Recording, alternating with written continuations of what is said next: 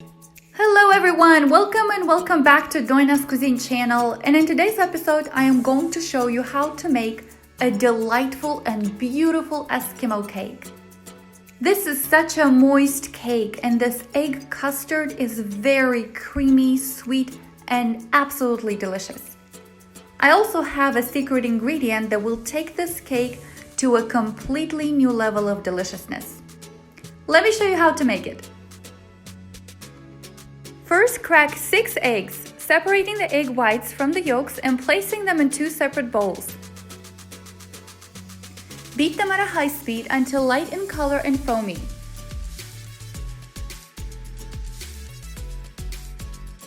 Add 1/3 cup of sugar to the egg whites and 1/3 cup of sugar to your egg yolks.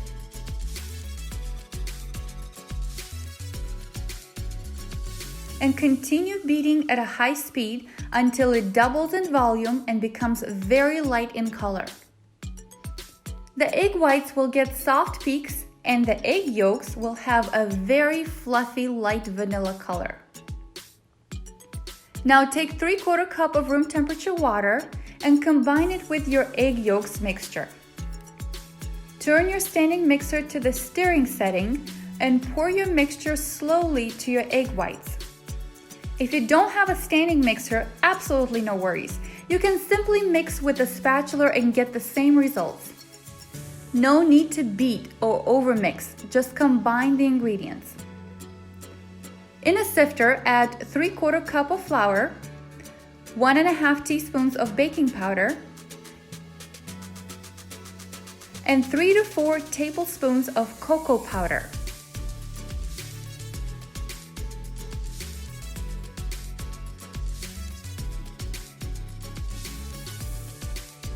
Use a spatula and gently fold everything together, combining the flour with your eggs mixture. Look for any streaks or any hidden pockets of flour. Your batter is ready.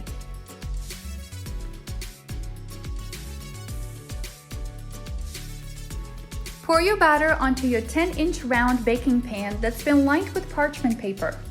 Use every drop of this batter. This is going in a 350 degrees Fahrenheit preheated oven in the center rack for 30 to 35 minutes. While our sponge cake is baking, let's prepare our custard cream. In a medium pan with a thick bottom, crack 3 eggs and add a 1/2 cup of sugar with 3/4 cup of condensed milk. Mix to combine all of these ingredients until the consistency is smooth. Add 1 teaspoon of vanilla and 3 tablespoons of flour, or cornstarch will work as well. Mix until the flour is combined and there are no lumps. Gradually add 1.5 cups of milk, stirring frequently until you have a homogeneous consistency. Place your pan over medium heat and let the custard thicken up. Do not walk away from it. Whisk frequently until you notice a change in your consistency, when it starts to thicken up and bubble. Continue whisking over heat for a minute or 2 after thickening and take it off the heat. Now, if it happens that you got distracted for a few seconds and your custard is now a little bit lumpy, don't panic, it's okay. We can fix that. Once it's off the heat, transfer your custard to a clean bowl and beat with your mixer to cool it down and get rid of any lumps. In a separate bowl, beat 16 ounces or 2 sticks of soft butter until smooth and creamy.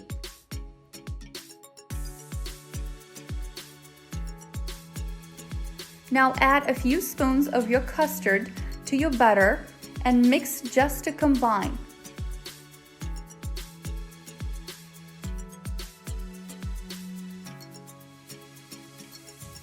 Pour that back into your big bowl and mix it all together.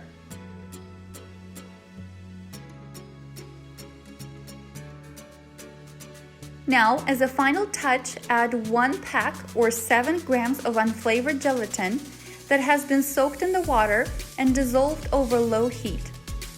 This step is absolutely optional but very recommended. The gelatin will firm up the custard and it will give it a firm consistency when you assemble your cake. Mix to combine. Use some plastic wrap and place it directly on top of your custard. This will prevent a skin forming on top of your cream. Now don't worry, the plastic will not melt. Put it in the fridge to chill. This custard is perfect because you can make it a day ahead.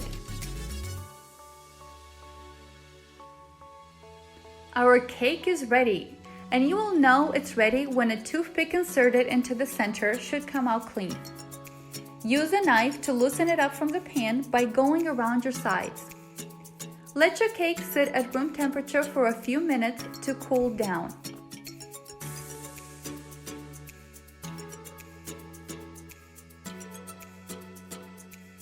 Cut your sponge cake in half.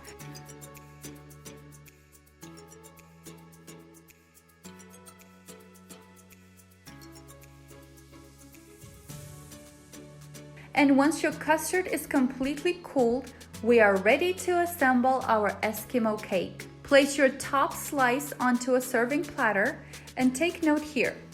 Always place your top cake layer at the bottom and the one from the bottom on the top.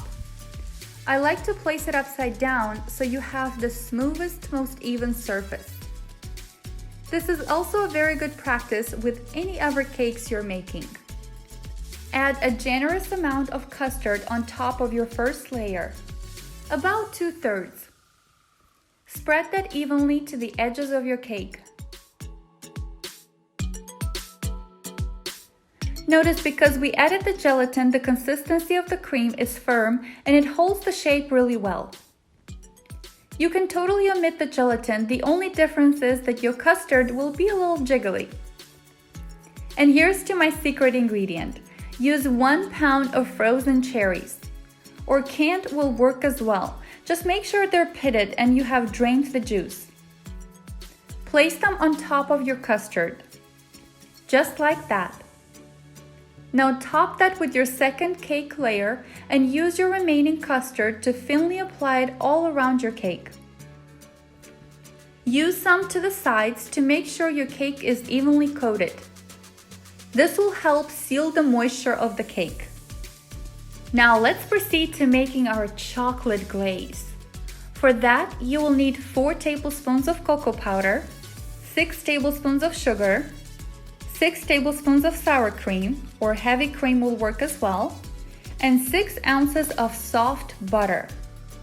Place that in the microwave and warm it in 30 seconds intervals, stirring in between until you have a smooth and silky consistency.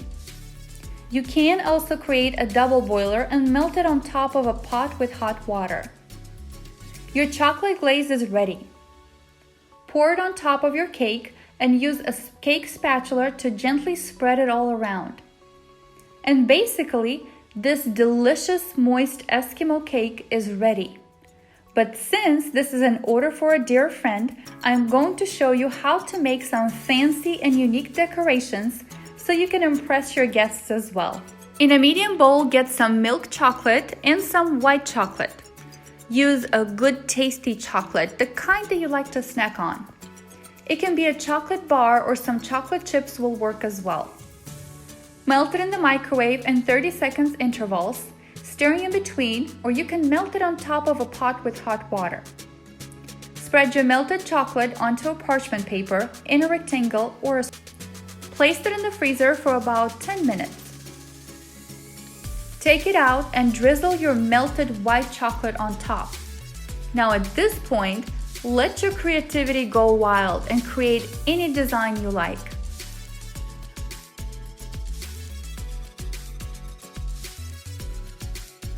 Put it back in the freezer for another 10 minutes. Take it out and break your chocolate into some big chunks.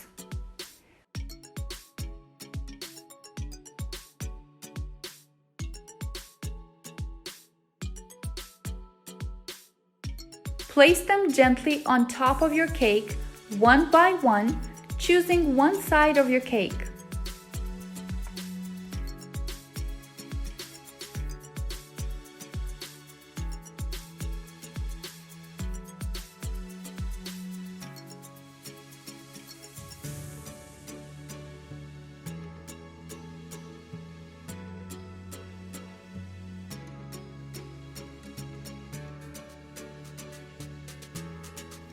Now for additional points, I have whipped some heavy cream and transferred it into a piping bag with a flour nozzle.